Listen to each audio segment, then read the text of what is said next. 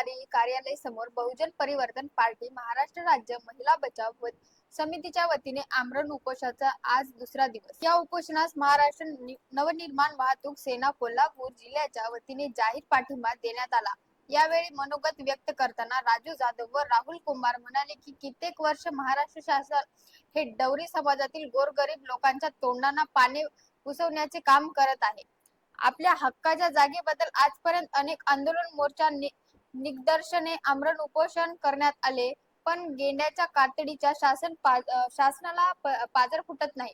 प्रत्येक वेळी आश्वासनाची खैरत करून बाजीराव नाईक व डवरी समाजातील लोकांना सरळ सरळ फसविण्याचे षडयंत्र शासनाने जिल्हाधिकारी कार्यालयाकडून होत आहे।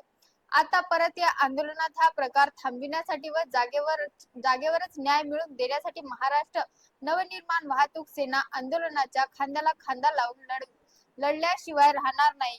वेळ प्रसंगी अटक झाली तरी चालेल, पण बाजीराव नाईक व डवरी समाजाला फसवून देणार नाही। डवरी समाजातील एक मोठा गट 2006 ते 2012 पर्यंत राजासाहेब यांच्या आदेशानुसार होणाऱ्या सभासद नोंदणीमध्ये अग्रसेन राहुल सभासद झाले होते।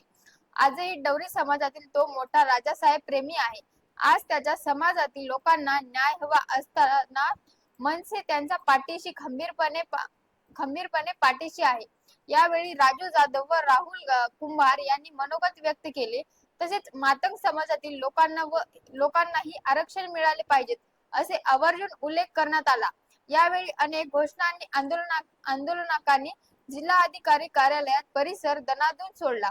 बाजीराव नाईक, राहुल कुंभार, दादा जगताप, पैलवान विजय तसेच मातंग व डवरी समाजातील असंख्य नागरिक उपस्थित होते।